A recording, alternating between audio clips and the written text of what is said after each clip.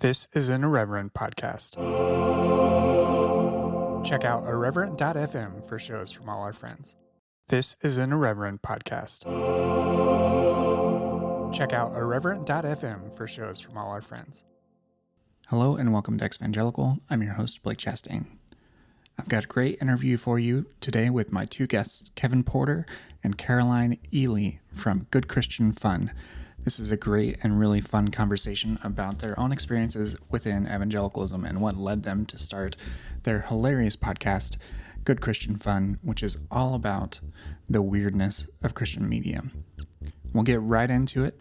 As always, you can support the show by leaving a review on iTunes or anywhere else that you can rate and review podcasts. You can also follow me on Twitter at brchastain and follow the podcast on Twitter and Instagram at exvangelicalpod.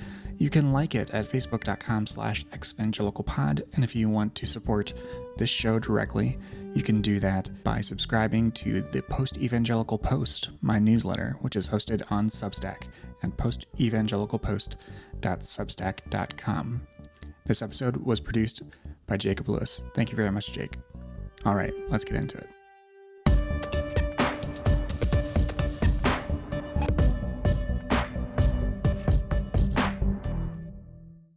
Hi, everybody. Welcome back to Exvangelical. I have two great guests on today, Caroline Ely and Kevin Porter. Sounds good. Sounds good. I like it. We're trying out a new pronunciation. This was actually not me mispronouncing Caroline's last name. This was a pre-recording request that we try out a new pronunciation of her last name. Yes, Blake's a gentleman. It's so femme and dainty, and I've never met an Ellie I don't like until tonight. Cute. Damn. Well, glad to be the first. I just think it sounds better. You like it better? Okay. Yeah, well, I think we're liking it so far. Thank you. Check mark by pronunciation of Ellie. Thank you.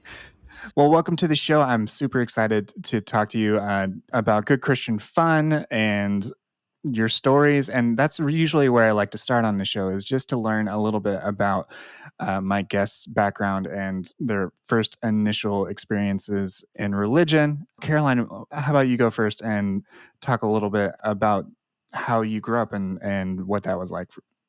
Sure. Well, I have been raised Christian, since I was a tiny, adorable child. And I was born in Phoenix, and I lived in Michigan and Ohio briefly. And then I moved to California in third grade, and I've been here ever since.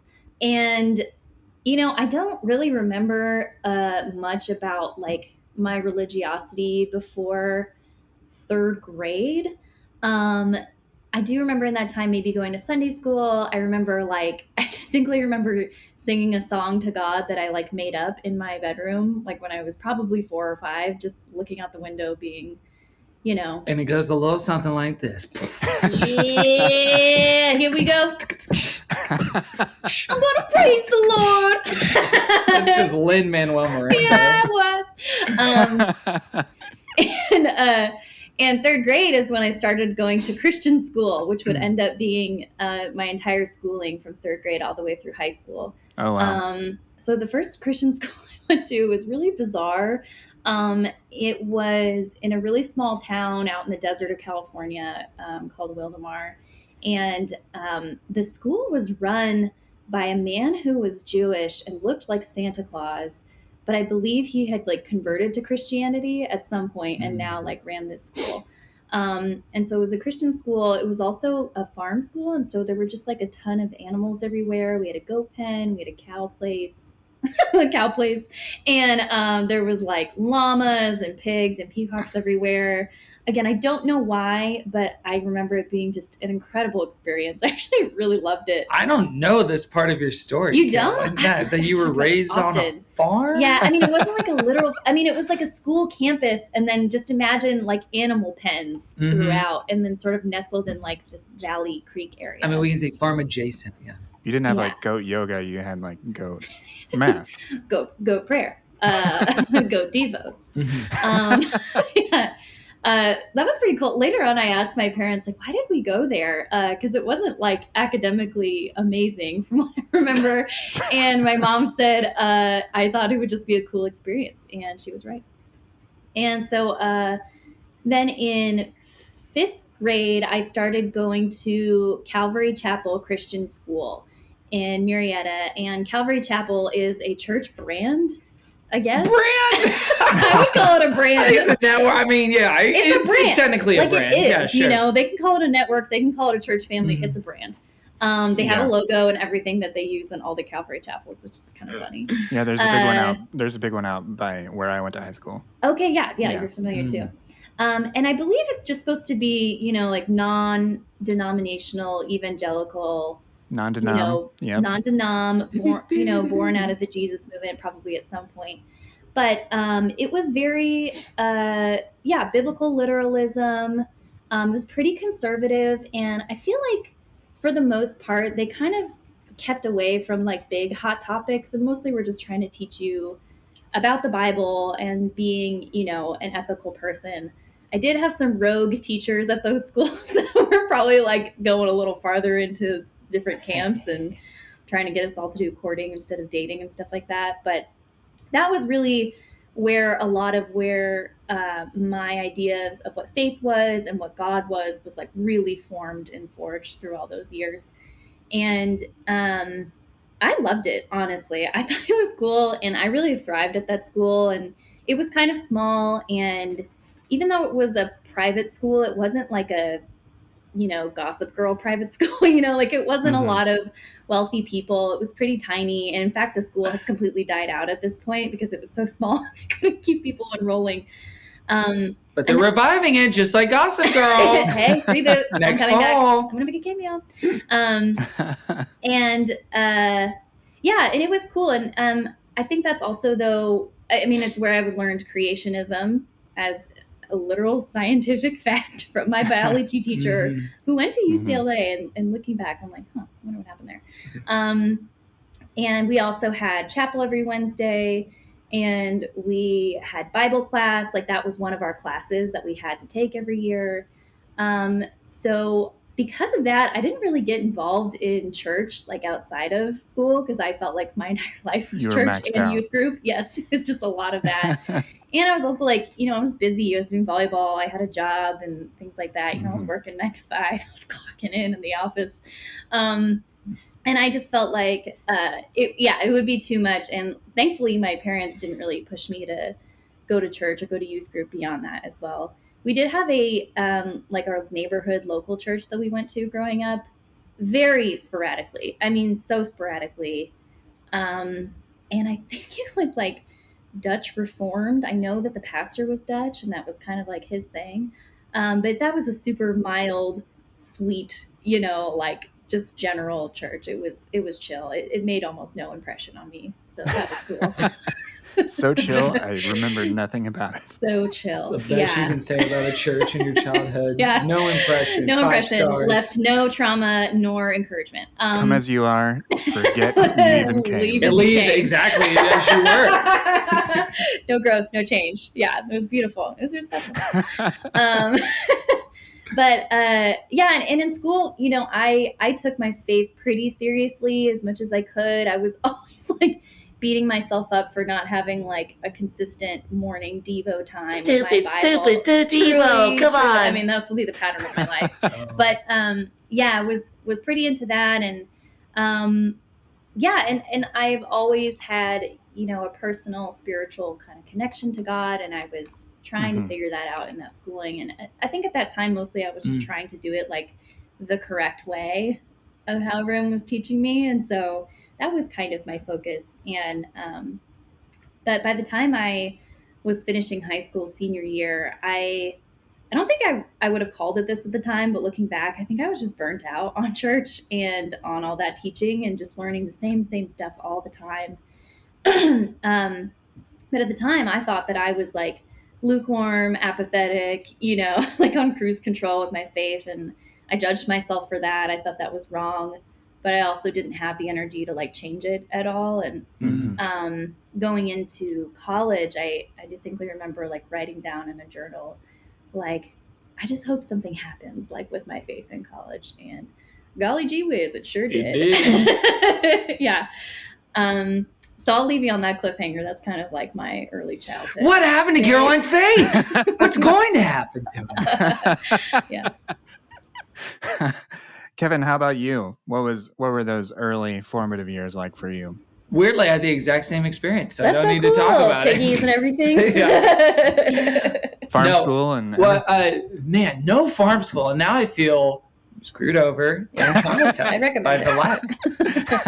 For me, geographically, this was Texas, so homeschooling in Texas as a young conservative evangelical boy, raised with it in the family from the parents who seem to still have a sort of nominal faith that takes less of a precedent than political ideology, which now is a tale as old as time in the country. But at the time, it was very important that we were homeschooled, and we were given the choice that we could go to public school whenever we wanted to.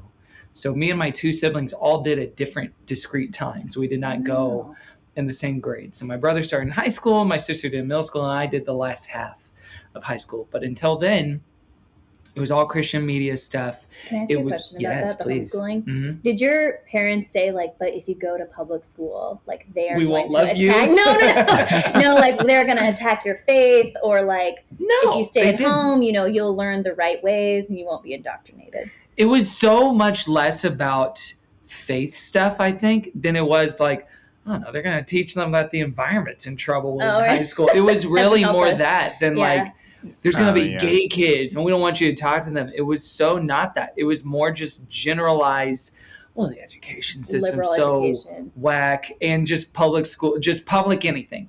Any public service is fundamentally broken. So we are opting out of them because we have the privilege to. So my parents. Did they end up using like a Becca type curriculum or like the Christian school curriculum? Like it was exactly a Becca. It was exactly a Becca. It was exactly Bob Jones University, which at the time was like it was like you had to get a cable top box for it, and it was beamed in. They had to install a satellite specifically just for. Hey, it was the early aughts. It was a different situation. Live classes being like beamed into your house. Like box connection to your TV. I truly, even in recounting the technology, it seems whack. They got families to install satellites and boxes on their TV just for like live classes. They sure did. It wasn't just like the delivery. It's not like a VHS tape or something. They did have that, but in addition to that, at least what I recall for the Bob Jones stuff, there was that was premium.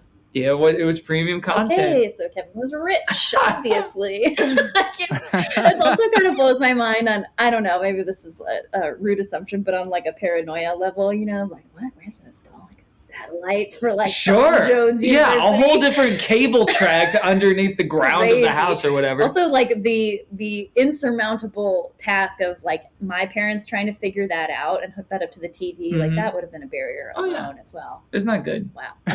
Anyway, sorry, I couldn't get over that. That blew my mind. No, that's a very interesting detail. I did not know that Bob Jones could afford to throw up a satellite into space. I mean, there's another Silicon Valley, and it is right at BJU. I just remember my mom or my dad, one of them installing the satellite in not even our backyard. It was my grandparents' backyard because they lived close to us, and so they got the set-top box. What? And then I think from what I remember, and I could be getting details of this wrong. Oh my God. But from what I remember, they had the set-top box, and we would either do classes over there or record it on VHS and then take it home with us. Oh my gosh. But maybe it was like Covenant Eyes pre-installed or something. Yeah. Yeah, for my grandmother, weirdly. Yeah, it wasn't for me. Yeah, and Bob Jones would send porn to those things just to test you. Yeah, like, okay, here we go. Hey, we noticed you tuned in. We caught you. So... Wait, so did you have a relationship with like the teachers that were teaching? I guess they couldn't see you. I mean, the way I do with my Siri, I guess, yes, and my Alexa, yes, okay. I had a relationship with them. It's not exactly like a Socratic environment. Well, especially at that time, technologically, I do remember there were young homeschooled children that did get confused, and they thought it was a two-way mirror. They thought it was FaceTime or Zoom. Right. And so they would like stand up when they were supposed to, sit down when they were supposed to, say yes, ma'am, even though the video could not hear them. I remember my friend Brent Nettles did that as a 12-year-old boy. But yes, so in addition to that strange part of homeschooling, a lot of it was pretty social. It was like doing extracurriculars together, doing fine arts camp together, working on plays. My brother and sister were involved in like Christian homeschool, essentially co-op athletics, essentially a Christian private school version of athletics. So it was a very social time. It wasn't isolated in the way that you might expect with like a homeschool agenda, I guess. Did you go to classes at a Christian school as well? Because I did. remember people I did at my for a Christian second. school would be like, "Who is that?" And you're like, "Oh, it's homeschooler." And I was like, "Yeah, no, duh." Do you want to know the name of the co-op that we went to? They're auditing the class. Yeah, basically, They we're are just sitting in the back taking uh-huh. notes. The name of the co-op that I went to for like 2 or 3 years was Home Run Ministries. Was the name of it. Like, Oh yeah. I think I would never achieve in any way imaginable. He would get a walk. To be clear, at best. I would never achieve a home run in any way imaginable. On or Just off waiting, the field. Still Into that waiting. third, maybe. Got a lot of bunts. Got a lot of bunts. Got a lot of fouls. Wow, a lot of fouls. Some strikeouts. Oh, just avoiding while something's hitting me. Several balls. Yeah, that's right. Anyway. But yeah, so it was just kind of the air I breathed, especially socially at that time, because that was all of the friends I knew were from that particular ecosystem. It wasn't like my Christian friends and then my like fucked up skater friends or something. Like it was all the same sort of person. So church and faith from a very early time was always set up as a social proposition. It was if you want to be in community and have friendships with these kind of people, you will participate in these kind of events. Gotcha. And this kind of infrastructure. So the fine arts camp, youth group on Wednesday, Sunday stuff, and going to lunch afterwards. And so from a very young age, I associated it with like social dynamics, maybe more than anything. Did you do fine arts things that were like Christian versions? Like, Did he? Oh yeah. My youth group did a dinner theater called Truth Slayers. A dinner theater? Truth Slayers. Oh my God. Yeah. That's incredible. It's like a weird deep cut that it would be worth your time, for good Christian fun to look that up. Sure. That was just an example of something that was just like a Christianized version of stuff. So that I was curious if you did secular sort of fine arts or theater type activities, or if it all had that Christian media sort of. Well, it was all originals. It was like there's this woman duo, Jesus. There were these two women who worked as a team. God. That's fine. It was so novel at the time. What do we call this? A woman duo? Two of them? Together? One of them's not bouncing the other one's emotions out. And although that was true, unfortunately.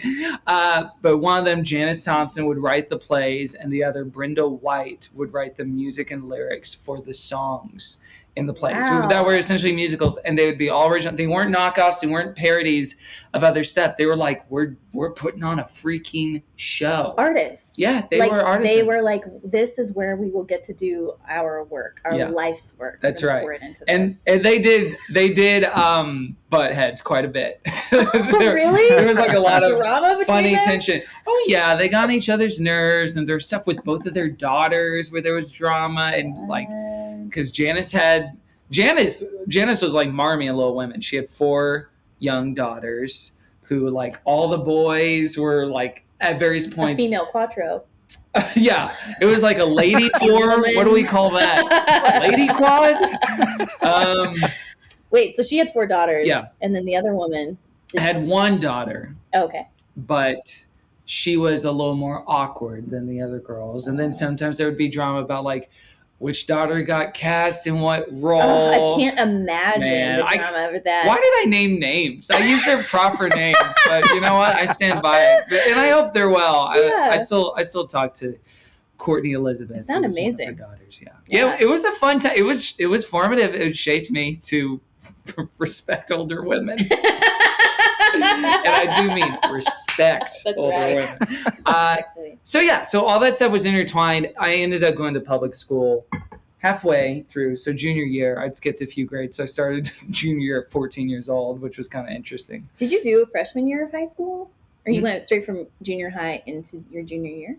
No, I did it all basically at home. So like Mhm. I did 1 year of public school, 4th grade, and then I was like, no, this is stupid. And I went home and did started 7th grade work instead of 5th grade work, and then Okay. did that up until junior year. Got it. And So like from sped that all point, I over was there. on the Okay, path. Yeah. gotcha. So then, yeah. So I would say honestly, like in a way, keeping me away from public school in a way was right, because the friendships and relationships formed during that time would ultimately be the seeds of my doing. In some ways, though, just being exposed to different kinds of empathy where you cannot withstand having a belief system that excludes them in a way, Mhm. and being like Yeah. close with them in those close quarters. And half of them were Christian or identified as such, or at least religious, or went with their. So it wasn't like into the den of the den of iniquity that I went. It was like, it was a slow descent essentially. But I think those kind of relationships, some of whom I still maintain to this day, that was like some of the more formative stuff that gave me relationships I could grow with rather than outgrow at some point. And then I think de-incentivizing relationship uh, apart from the church was like, oh wait, you can just do this. Which I think once you understand that you can like order certain virtues or qualities in the world a la carte without the spiritual element of it, or the because of Christ, or because the whole lifestyle you have to like adopt to. Yeah. Whatever the thing is. I mean, including things like relationships and sex. That can be an a la carte thing that isn't part of the marriage plus package, like that sort of thing. It's like, oh my gosh. Comes with the satellite. Well, box. Yeah, exactly. Bob Jones drove a hard bargain. Yeah. So, and then in college, not to overlap too much with Caroline's, but I was kind of de-church. I didn't really go to church that much. I ended up playing in a worship band in church for a little bit in college with this really nice group of kids. And that was really fun. And I attended a mega church in Austin, Texas called the Austin Stone, who I'm sure still has great music, and I would disagree with most of their theology. But it was definitely like not a huge part of my social life in college. That was more about experiencing things a la carte. And it wasn't really until I came out to LA that it became a lot more intense with that stuff. So my early 20s, like maybe like 19 up to 25 or 26 was like, oh yeah, I'm in the church and I'm with it. And I formed that sort of association with relationship and Christianity again, where it's like, well, that's how you make friends. And so I guess that's what I believe because of the social order and like whatever. And it's so easy, right? It's so easy to make friends in a church. Like it is like a plug and play sort of. If you move to a new neighborhood, you find a church and then you find all these social connections that can be a lot harder. There's weirdos and there's like meanies, but like most people are nice. And most people are like, well, I guess I'm going to be nice to you. And like if you dive with them, right. Then, for example, Yeah. And like ostensibly we're all there to like make the world a better place or make ourselves better. Again, meanies aside. So that can be a nice filter to find like-minded people. Yeah. So Caroline, you did mention that something happened at college that got you reinvigorated in your faith. So what was that? Yeah, it was a lot of things. Acapella.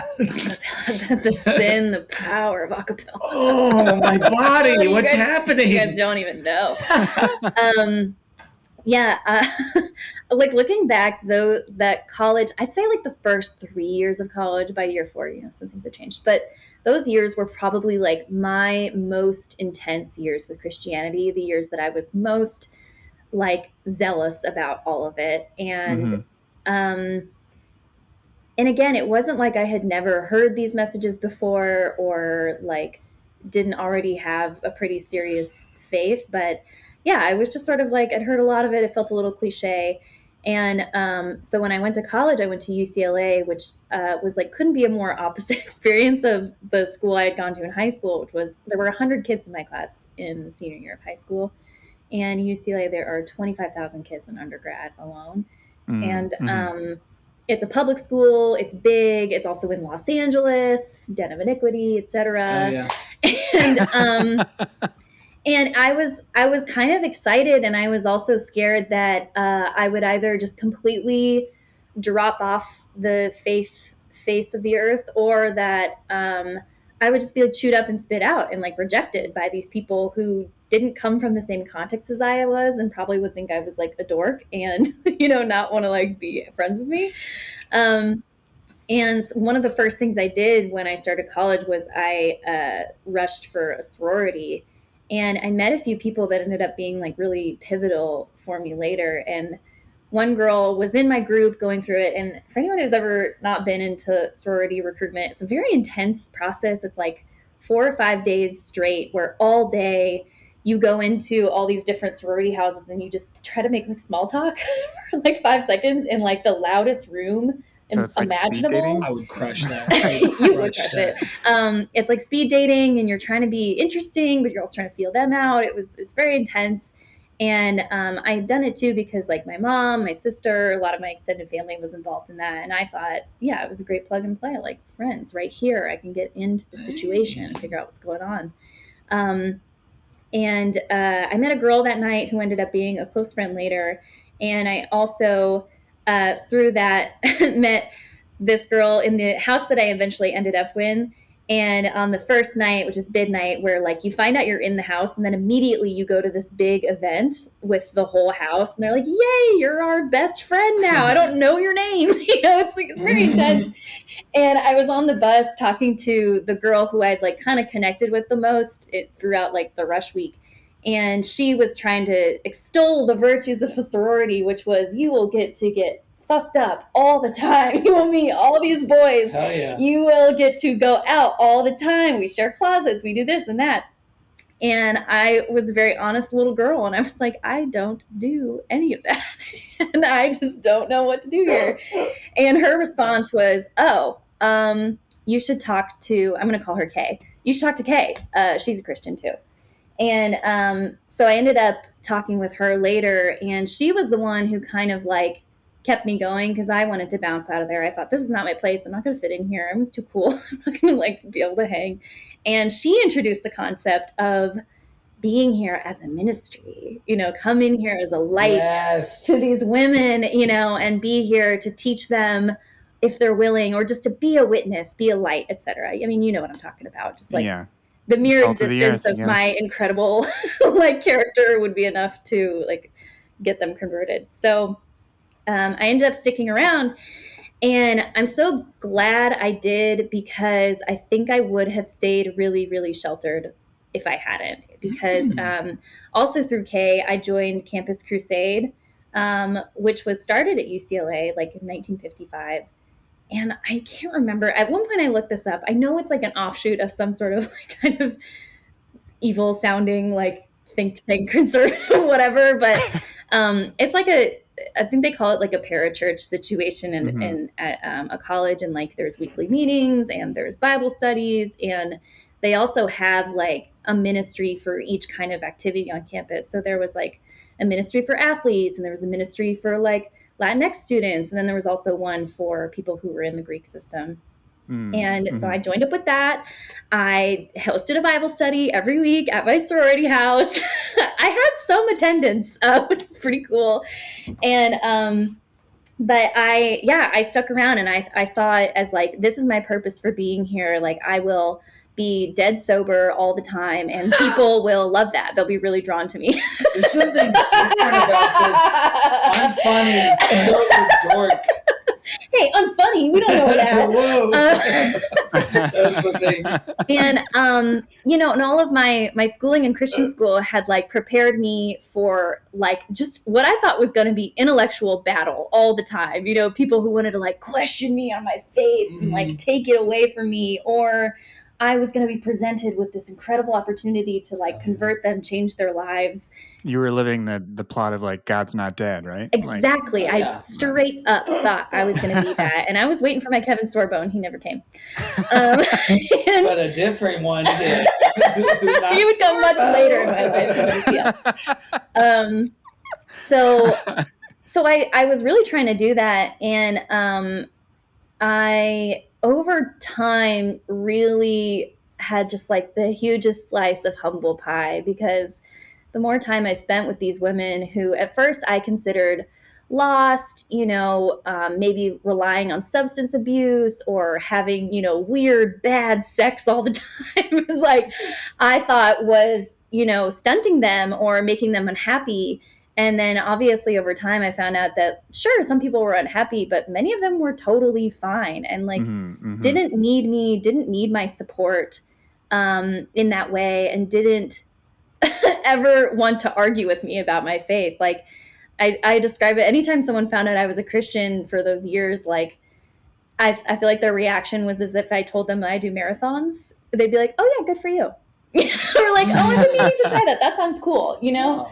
Just like, oh, that sounds nice, One of those responses that merits no follow-up. It merits no follow-up. I was not prepared. No They more prepared me for questions. everything but that, but like neutral acceptance, basically. And so, and so I learned like, oh, not only are these people fine, they're thriving. They are extremely ethical. They're so fucking smart. They're funny. They're vibrant. They have really good relationships. Oftentimes they were taking better care of each other than I could. And that was kind of like the first big bubble burst of, I thought all Christians were like the most moral beings in any situation, and learning that obviously that's not true. And also a lot of people are just fine without Jesus. And so there has to be another reason beyond desperation or rock bottom to come to Christ, which is like, it's like a rough realization, and also to think like, oh, I thought people had to be really low and messed up to come to God. Like, that's not cool either, It should feel optional. Yeah, well, especially when you think about the way people describe how they date. And sometimes people say, I found a person who completes me. I was a messed up, blah, blah, blah. I was in the gutter. And this girl saved me. She was my savior. Right. And then you hear that, you're like, I don't know. That's a good. Yeah, and then you're like, red fucking flag right there. But then you hear about people where, like, if there is such a premise in which the relationship is, you know what? I was pretty content and happy in my life. And I met this person that I was wild about as well. Yeah. And we hit it off. And now we're together because we both want to be and not because we're, looking for the cure to some sort of disease. Yes. Whereas Christianity, I think for both of us was framed as like, you have a disease and you do need a cure. And it's obvious you need a cure, Yeah. and you have to. And we all know that. So we're doing it right. But also, like, I had never had hardship basically like my entire life, And so it's like, oh, I opted in from, just being in the warm waters of Christianity. And that's fine. The warm waters of Christianity. The pee pool, my little pee pool, my little toddler pool. Mm-hmm. So, I mean, I was learning that, but simultaneously, Campus Crusade was doing its work on me. And in hindsight, it is such a machine. And there's a lot of beautiful stuff about it. And some of my closest friends I met there, and I'm still, I still have a lot of gratitude for what they did there. But it was very much, catch them while you're young, plop you in a Bible study right away. You start making friends. Start to insist you also come to the main meetings, start to insist you also volunteer, then you become a leader. And then you are very, very much pressured to do a missions trip for Campus Crusade, which will be entirely funded by your friends and family who don't have the money for this anyway. And it is so, so urgent that you do that if you don't, you're probably not really living out God's purpose for your life or bringing the kingdom down. And maybe you shouldn't be so selfish. And that's not what they said, but that was the effect that I got. And, tied in with like just your college fervor to like embrace the world. Mm-hmm. And so I almost went on one. I almost went on one for a summer that was to Seattle, Washington. I mean, there were so many options. It was like you could go to East Asia, you could go to, I don't know, I can't remember any of them. But the one that I chose because I thought it would be like the most palatable to my parents, who aren't really big into missions, which is interesting, was in New Jersey. There was like a summer walk or whatever. Yeah. Come partner with me and save lost souls on the boardwalk. Walking Springsteen's your sponsor? The situation needs Jesus. What was the name of the city? I don't know. It was like Asbury Park. No. Palmdale. Red Bank. It was like a Coney Island Claremont? in New Jersey is what I remember. Well, Asbury Park is Ocean something? Oceanside? Ocean something. Yeah, Oceanside. Oceans. I don't think it was Oceanside though. Ocean, there was an ocean in the name. Okay. And I applied, and that was a big step for me. I had never gone on missions trips in like high school, even though that was also an option. And I also really, really didn't like the idea of like, you know, assaulting witness strategies. And I like this one too because you're supposed to go there and like work a part-time job at an ice cream shop. And then, I don't know, I guess on the side, like pass out tracts or make friends in the ice cream shop and then indoctrinate them. I don't know what the plan was. That rules so much. How do you walk someone down the Roman road or whatever? With rum raisin. Rum raisin. Was it just Ocean Township, Caroline? Not Ocean Township. Well, that's in New Jersey. I'm so sorry to Jersey folks. Dear listening. God. It's probably so obvious, but so I was going to do that. And to me, that was like, okay, this is evidence that I am like committing to God. You will be so sure that I am a Christian. It will be undoubtable. What's the word? Anyway, because, you know, one of those questions was like, you know, if people looked at your life, would they even know you're a Christian? And it's like, no. And I thought, no, it was, I'm still looking back. I'm like, yeah, probably. So, I mean, point to being dead sober all the time. But anyway, so I was going to do that, and I presented to my parents, and I was like, I'm going to do this. And they were like, no. And what they did say was, because I told them I have to fundraise for it, and they were like, okay, but you can't ask any of our family members because that is embarrassing to us. I don't think that's like polite. We don't want to be a part of that. Fair. And I was like, oh my gosh. It's such a funny thing because I was so devastated, but secretly so relieved that they said no. I was like, I pretty much was broken up about it one day, and then I was like, hell yeah. And I went back to working at In-N-Out that summer. So anyway, I was getting really intense involved in that and very conservative. But there were starting to be like cracks in it. And, you know, especially in talking with my girlfriends at the time. And there was so much talk around dating. And just the boys in Campus Crusade had a really weird culture going on where dating was like definitely on the table. But if you were really dedicated to God, you weren't dating at all because you were spending so much time thinking about God. And I don't know if that was like a front for some people, like looking back now. But yeah, so there was kind of this thing going on where like women were a distraction, and or if we did start dating, it was so serious that they would like wash your feet on the first date, and like there was so much intentionality. First date. Tarantino loves that. So intense, yeah. Let's reenact Maundy Thursday here. Yeah, exactly. That's what everybody wants to do. So crazy. Yeah, so much pageantry. And also just like there were weird things where like, you know, there were women on the Campus Crusade staff, but none of them had the top leadership position, or there were girls who were in volunteering with Campus Crusade, but we weren't always asked to like lead the prayer or to be in charge of this whole ministry or stuff like that. Started to show its head a little bit, and it started to bother me. Whereas in high school, I was like straight up anti-feminist. Like I had read one book about how Title IX was ruining boys' lives, and I was like, it's true. So anyway, yeah, and I think it was also, that was a special time because I was choosing to be a part of faith, not because it was like thrown in my path and convenient, but because I wanted to, but also because of that, I was allowing myself to think independently of what I was being taught and to question some of these leaders and to notice a lot of their just like fallibility as human beings, and that things start to kind of unravel pretty quickly from there. And did that happen while you were in college or like soon after? Or well, a little bit of both.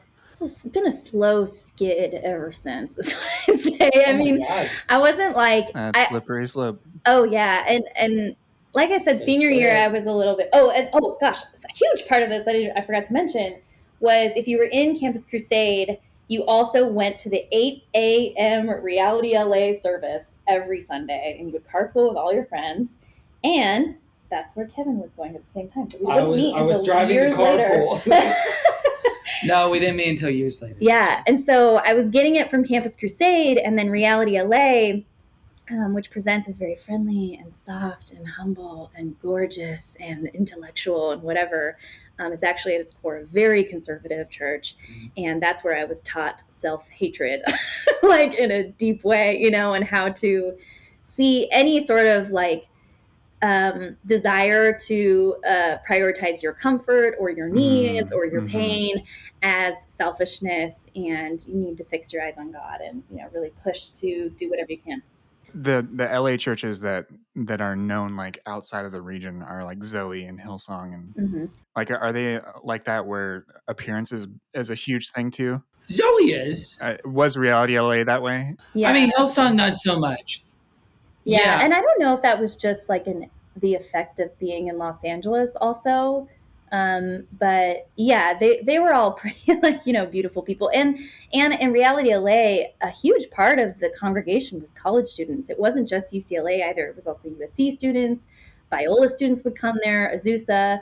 So just the crowd was like young. Yeah. I wonder if that's still true, by the way, because we haven't checked in a little bit. But it would wonder. But you would wonder if that generation has different values. And it was helmed by Tim Jaddick, who was also, a freaking, I mean, Blake, guy. we can't emphasize this enough. He was hot. He was a hot chiseled man. by God himself. Yeah, he was a big beefcake factor. And tattoos and stuff. But he was one of those hot people that's like, you could tell he hated that he was hot. He was a little tortured by it. I think he actually was. I'm for real. I think he thought it was distracting from God. His hotness is a burden. It's a burden. It's a beautiful burden. His thorn was his jawline. Loved that. Yeah. So I would go to that church and be a good girl and show up for that. And I didn't like it, but I thought that was my fault. I'm not dedicated enough. Rather, these services are 3.5 hours and it's 8 a.m. and I'm a full-time college student. So I was going all the time. Sober all the time. I can't emphasize enough. So I was really into that as well, and I liked it too. And I liked that. It was very, very much in the vein of also my Christian high school too, which is all about correct thinking, very intellectual approach to Christianity, to God. All of the friends I had who were going to that church would all start passing around the same books to each other all the time. It was like Crazy Love for a while. It was Blue Like Jazz for a little while. It was Tim Keller, of course. Reason for God. Yes. Yeah. That Bob Goff book. Big Love Everything. Love Everything. Big Love Everything. Loving Bob and Goff. All that. I always remember blballoons on the front. And Love Does. That's what Love Does. Called. And I mean, consider to Love Does. That's right. Yes. Yeah. Actually, Love Does. It's all about love. Doesn't mean is it? So I mean, that's also probably the kind of people I was hanging out with, who were all very academic achievers too. Everyone just wanted to have the best, most correct theology and really drill down into that. Mm-hmm. I kind of cared about that. I didn't read any of the books. Sorry. You didn't read any of the books? I was an English major. I had so many books to read on the side anyway. Yeah, I didn't have time for not the fun meaning of hobby marriage. reading. Yeah. Whereas I bought all of them. I bought Systematic Theology by Wayne Grudem and Politics by Wayne Grudem. The hits. Which that's a huge ass textbook looking mofo. Crazy. Yeah, all my friends had that too. And I was like, when did you read this? And the inevitable conclusion of every political issue is actually God yet again sides with the Republican Party. Surprise. Hey, listen. But it's gone we don't know through such honest means of argumentation in it. He's just we just got to look at scripture. Jesus himself put that oil on the ground, and that's just how it goes. Oops, another W in the column for the Republicans. So that was a big part of it too. And again, I think I just got a little bit tired of a lot of it. And like Kevin, the social aspect and the friends that I had started to be a lot more important to me than being at church all the time or being a missionary. It was also as a way of justifying my career post-college, as I was leaving college and talking about a job, was because by the way, half of my senior class from Campus Crusade is dead. All went on missions or joined Campus Crusade staff. So there was a pipeline too to join Campus Crusade staff, which again, you weren't paid a salary. You had to fundraise from all of your friends and family, literally for your job. Insane. That said, go to patreon.com. That's different. There's definitely an exchange of ideas. Anyway, so I was one of the few people that was actually like going to work at a job post college. And my justification for the deep selfishness of that act was to be like, well, someone has to pay for all these mission trips. And I like thought that. And also I thought too, like, well, what about all the office people? Someone's got to witness to them. That'll be me. Gary in the break room. That's the gospel. I'm going to get begging me for info, begging me for tips. He's microwaving Hot Pocket. He could stand to hear some original sin. I worked in an office where there were two brothers that worked there. One was a pastor. He was bivocational. Yes. Oh, fantastic. So, he had a day job there, and then he was also a pastor. And then his brother used to be like Josh McDowell's assistant or something like that. So they had the office evangelism down. They had it stacked. Yeah. Also, when I came to the office, half of the people at my office were like vaguely Christian anyway. So it didn't matter. Just so much. I think there was like a little arrogance, but also I think just a lot of feeling like I needed to justify myself and my choices all the time. Like if I wasn't full-time going into ministry, like that was questionable. And again, no one literally ever said that or questioned me, but that was the effect that I got. And I think it also like, it's part of my personality too, I think, to be, critical and like to be shooting for the moon, 100% perfection all the time. And so it wasn't hard for me to like adopt an inner dialogue of just like self-criticism all the time and think that was like a spiritual life, Right. That's so easy. Like if you have like some sort of negative self-talk of some sort, and then like, and you think that's the conviction of the Spirit. We're all sinners and we all fall short of the glory of God. And like, that just makes it so much harder to overcome that. Oh yeah. And again, I was never taught that like you are innately good, you are innately valid, your existence is enough, you are enough. None of those things ever filtered down. It was all I'm a bitch. I'm a lover. I'm a sinner in the gutter. It was you are, from day one, square one, sinful, selfish, self-seeking, and wrong. Like you also don't know shit. It's like the other part of it. And so I think a lot of like my spiritual life too was like getting the correct thinking and thinking that was wisdom, and that would protect me from the pitfalls that non-Christians fell into or bad Christians fell into. But ultimately it was like a mental cage for a long time, Both of you have emphasized the importance of relationships, individual relationships or friendships, of sort of breaking out of that group mentality, what was being taught to you from this place of authority. Kevin, you mentioned that, and you, Caroline? Yeah. Well, especially now at this point in our lives, because in retrospect, what felt like we're going to do life together and we're going to partner and run the race. Now, looking back on it, it's, that was the Dirty Dozen. We did the Great Escape and like busted out of somewhere. And now we have this shared history of like, that was weird, right? Yeah, I know. And so that is so much of the bond that we share. But like some of the most significant relationships of our lives obviously came out of that time. That's where Caroline met her husband, my friend. That's where I met some of my closest friends to this day, and gave me a good, stable, strong, solid base when I first moved out to Los Angeles. And I'll never regret any part of that. But yes, I think now, because that relational proposition is so fulfilled by those areas and other areas of our lives, what church is and what it's supposed to be is kind of confusing, because it's like, well, I don't need more friends and these people are nice. But then the idea, which I guess it's kind of safe to do now, of like going somewhere every week on like a regular ritual basis is like, it has to be worth a lot. It can't just be, I guess this is nice. It has to be, no, we're in our 30s now and we don't have all the time in the world. And like, what is actually the value added to my life by this thing? And sometimes it's not, and sometimes it's not worth it. Yeah. And I was going to say for me, like those friendships, especially in college and right after and everything, again, because whenever I had an issue or something made me anxious or angry or uncomfortable, I always assumed that was my fault and like my own sinfulness or my wrong thinking or whatever, rather than church is crazy, like the culture of this is bizarre, or like it doesn't make a lot of sense or it doesn't work for me. And it was friends who you got to talk to and realize like, oh, it's not working for you either. This isn't my secret shame of sinfulness. Like this is actually maybe a bigger issue with the group that we're in.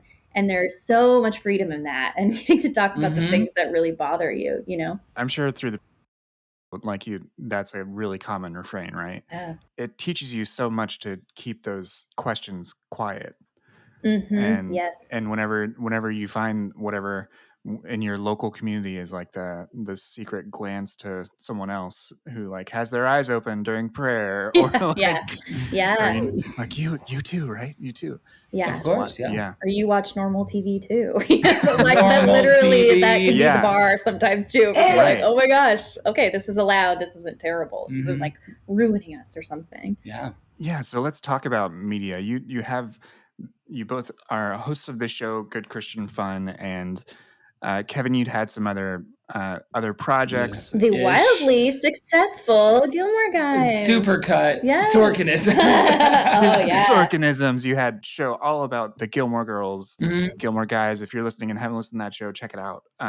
What made you want, like, even though you had these experiences that were conflicted, it's what made you want to do a show that was about Christian media and sort of money, cash, dollars and cents, income. Baby? And you're like, this is it. This is the money maker. We're gonna poke fun of. And you do it in a really lighthearted way. There's no malice. Yeah, it seems fun, but there's a really sinister greed behind all of it. It's just imagine Caroline in Mind's eyes replaced by dollar bill signs where the pupil should be. Yeah. It was essentially answering the question, what doesn't exist, but I would like to listen to. Yeah. Which I always think is like, for anyone making shows or anything creative, it's like, what would you want to enjoy as an audience but does not exist? And then make it for yourself as the audience. And then someone is like you, and then they'll be the audience. So there kept, over the years, especially doing Gilmore, there kept being these recurring conversations where somehow evangelical nostalgia of the media kept getting seeped in. And then the point of connection was so explosive between me and whoever the person was. It was like, oh my God, Jesus freak, whatever the case. Especially in this area, which is not Texas, where it's not super common for everybody to be churched. Yeah. For their whole life. And everyone thinks they were so weird. And it's like, well, I guess we were all so weird. And it's not like a huge audience, but it was millions at a certain point, especially the height of it in the 90s. So that became kind of the germ of it, and then everything else has been exploration from there. Because there definitely wasn't like a planned out arc of like, and then we'll like fully deconstruct and basically not be Christians anymore. What's so funny? I was just thinking how like, I think in the first episode you said something of like, wouldn't it be hilarious if we end up like atheists by the end of the show? And I was like, ha ha ha! That'll never happen. Not to me. Aye, Captain. I'm a Christian. Anyway, gotta go do my quiet time. Bye. So it came from that place, and then being able to just sort of behold that with people who went through that similar experience as kids or whenever they did in their life, as well as introduce it and confuse people that are funny and interesting and fun to talk to. And that's basically been the same bones of the show then as it is now. And I think the show was in I'm trying to say it has been so formational and helpful in my personal spiritual life.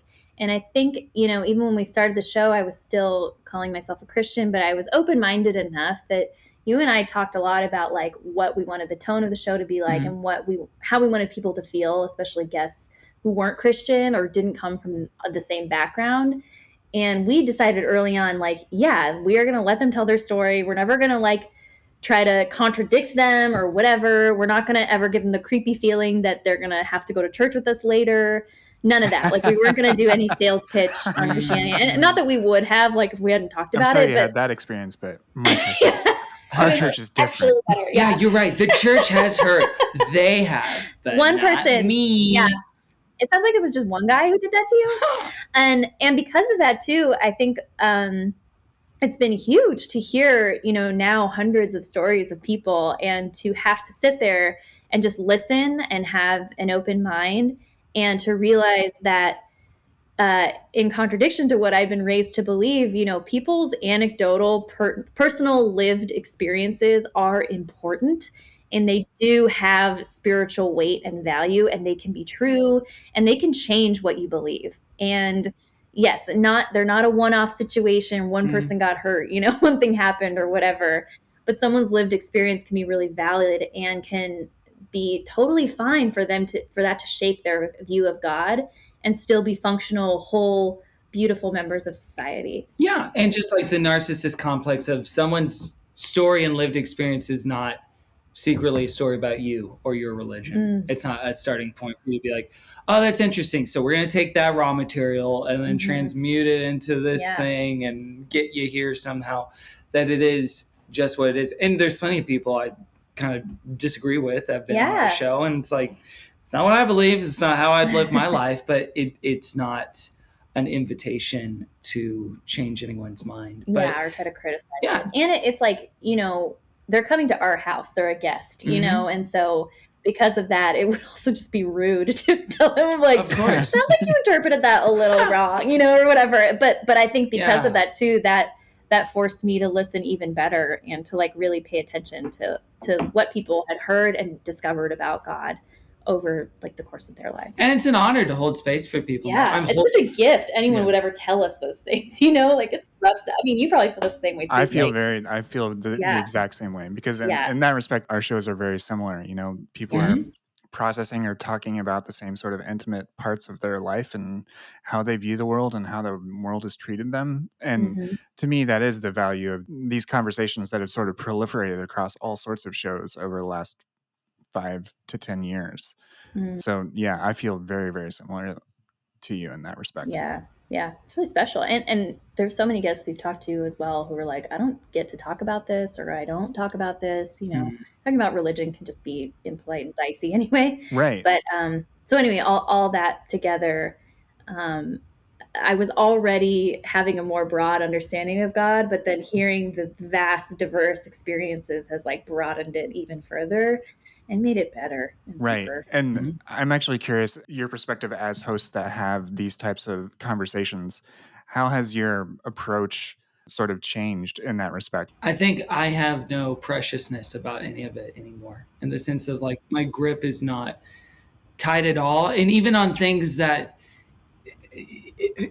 even when I wouldn't articulate it verbally, would kind of bug me or be something that, I don't know about that, or that feels like a point of resistance. And I can already feel my body even now when those things come up, if people have an issue of like, well, wait, this whole thing's stupid, right? Things that felt inflammatory at a particular time, I'm kind of like, I've kind of, in a positive way, just collapsed into of like, yeah, I think I get it now. Like, like whatever the person is saying, as far as like resistance. Like if they have some sort of like out there spiritual belief. Yeah. I'm just like, absolutely. Yes. Or a particular like sharp criticism of Christianity or the Christian faith. Right. It's so much easier to accept that, I think, for me now. And it's not important to me that, honestly, beyond the show, for me, it's not important. The word Christian is just not important to me. It's fun, and I think it's interesting, and I think it can be good, but it's not important, ultimate priority for me. So I mean that in every sense of like, I'm not going to identify as that. It's not important to me that someone does identify as that. The collective, like saving the American church, reforming it, and like all the things we see of like the abuse rife within the church, like, and clean up your backyard when you can in your own community. But as far as that stuff, I don't have a particular investment in whether it lives or dies. I would like for the bad parts to die if it means there's like less corruption and hurt and abuse and stuff. But I don't have a stake in it the way I did before, where it's like, even for like the most out there, whoever Osteen Falwell, Fred Phelps, I always felt like, hey, that's family, and I need to figure out how to accept that, but then defend, and then just like all that's gone for me now, and that feels very nice. Yeah. Yeah, so you've been able to release that need to I think so. Because I remember when I was super evangelical, I'd even be on like a comic book forum, and someone would post some bad shit about Christians. Yes. What was the username? Drop it. I can't remember. I'm sorry. It was the 11 o'clock comics podcast forum. William Wallace 22. It wasn't William Wallace. I know it wasn't William Wallace. So it wasn't you, sir. But you were in there like trying to get. I mean, somebody posted some off-topic thing about like how atheists know religion better than Christians, which is largely often true. But I had to go in and defend. Right. Sure. But yeah, Right. but being able to release that is very empowering. Yeah. Caroline, how about you? As far as flourishing, like what makes me flourish now, I think I spent so much time in the self-loathing, self-criticism stuff that I've kind of swung the pendulum pretty far into self-love, and maybe I'm overdoing it, but that's my prerogative. And that has been huge for me and has changed a lot in my life, and my relationship with myself has healed so much, and hopefully that has made me a better friend, and like hopefully that reverberates into the people that I care about a lot. But also, like, I think as I was deconstructing, I was trying to figure out, like, what do I believe? What is God to me? Where, what am I cherry picking now? Am I a Christian? Is that scary to not be a Christian, et cetera, et cetera? And today where I'm at, I'm kind of just like, I don't care. And like, there are so many more interesting things to me than God and my spiritual life. And yeah. There are so many more interesting things to me, and things that I find more beauty, more wonder in, more excitement, more engagement, more fun. And that would have been extremely dangerous sounding to me, like 4 or 5 years ago. Right. And apathy was the big enemy, right? Oh, like, yeah, it was number one. And now I have so much freedom in that. And yeah, I feel a lot better. I just feel a lot better. And I like who I am. And who knows, like, what big next radical event will happen in my life that makes me like become a hardcore, I don't know, like reincarnation believer or whatever. But right. I like actually don't care, and it's not important to me to be consistent in my beliefs anymore, or to believe the same thing now that will also apply to me when I'm 85 anymore. Like, that kind of doesn't matter to me when it comes from a religion standpoint. I care about being honest, being loving, being a caretaker and things like that. But beyond that, it just doesn't matter. I'm good with whatever comes next. Yeah.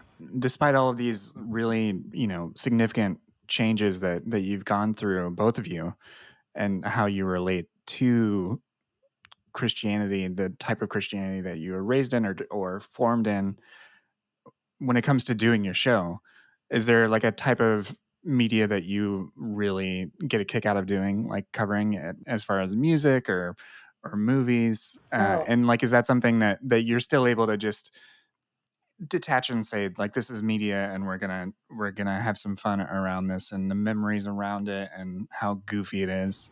Totally. One word. Yeah. Yeah, honestly, the kid stuff is the most fun.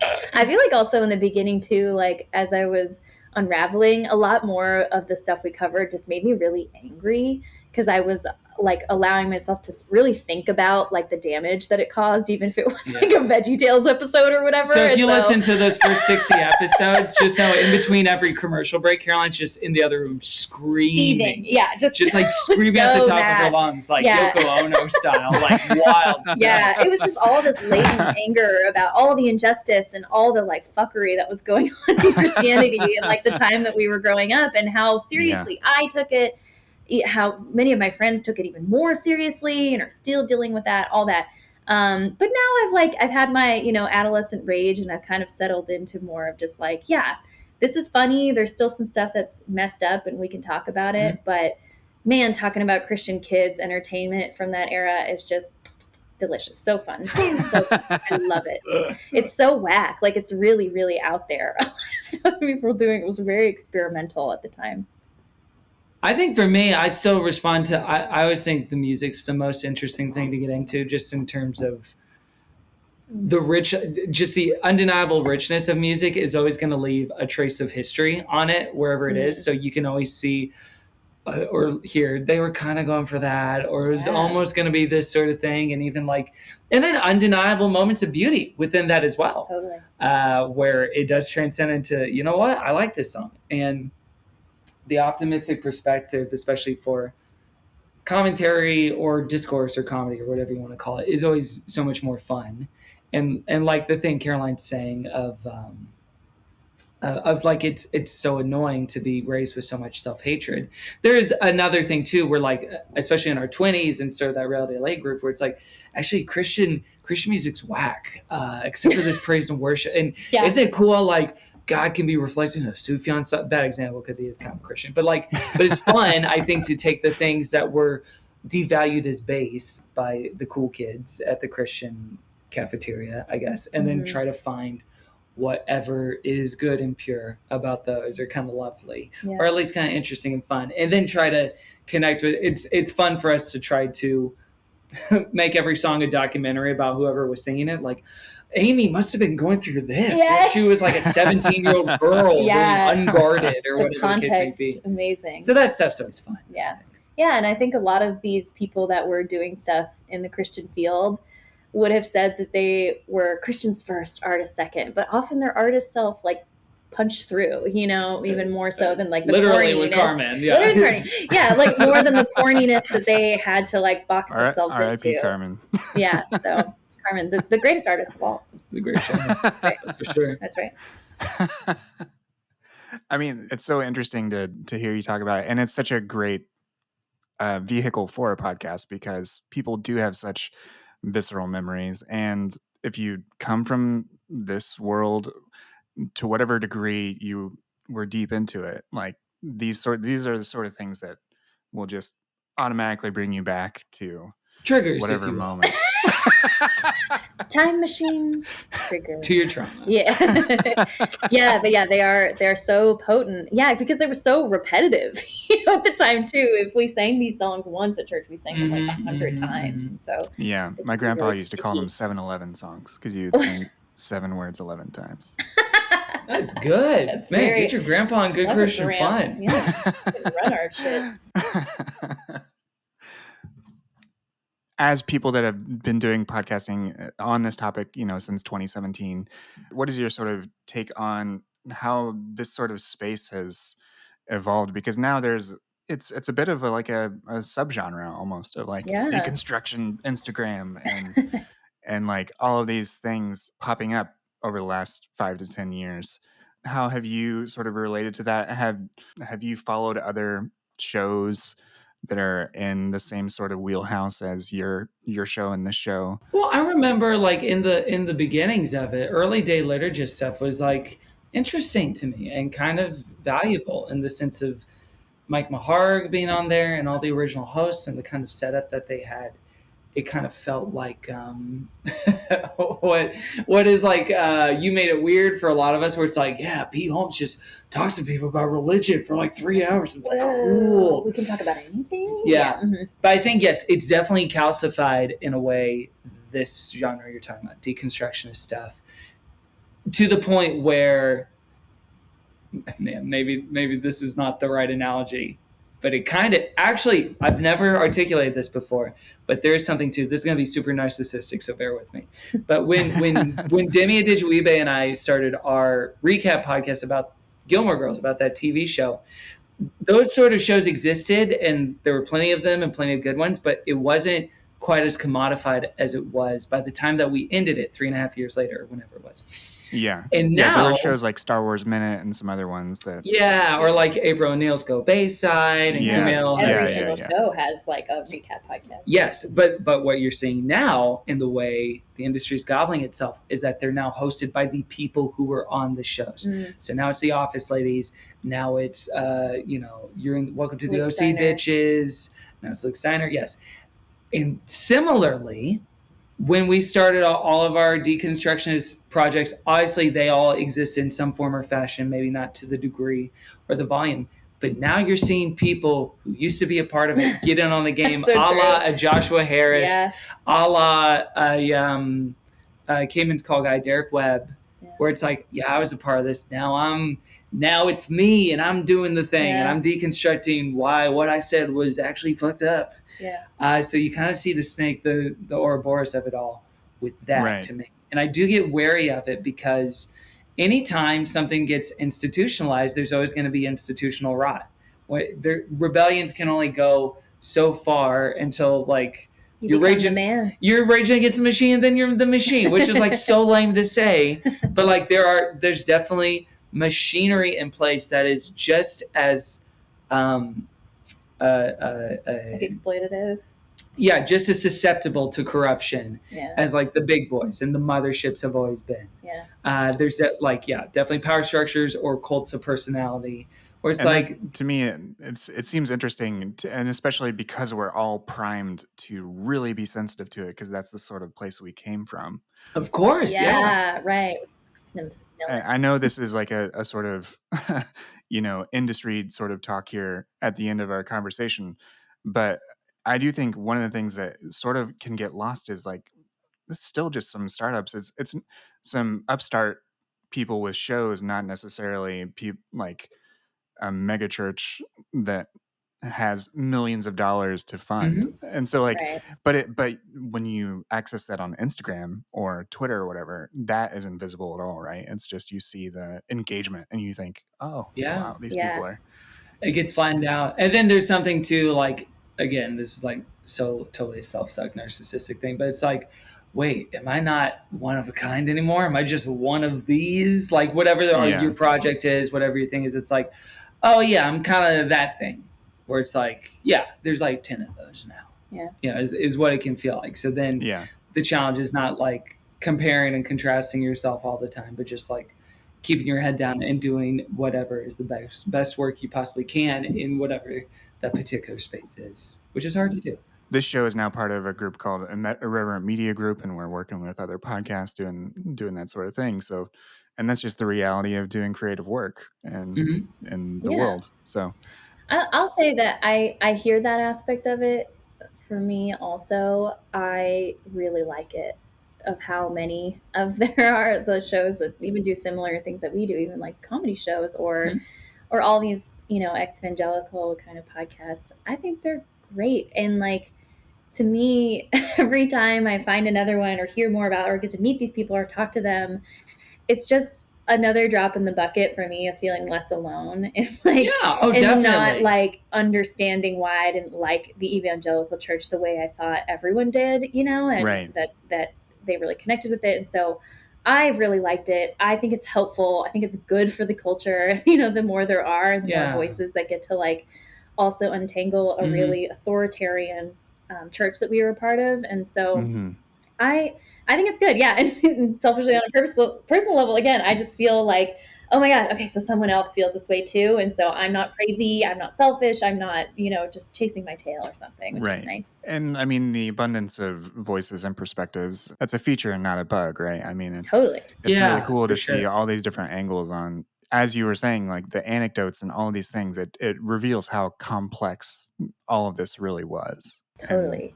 And the diversity of experience is wild and is great for conversations. Yeah. And the people I like too are people like you and hopefully like us too that have maybe moved past the like adolescent rage stage of like leaving the church where everything is bad, burn it all the people are rotten, all of it is wrong. It is to blame for all of my issues, all of my mental health. And that can be the case for some people. But I have liked settling into the space I am now and to other people who are like, for the people that are still part of that church that I find, wrong or not a good fit for me, I can see the value that they find in it still.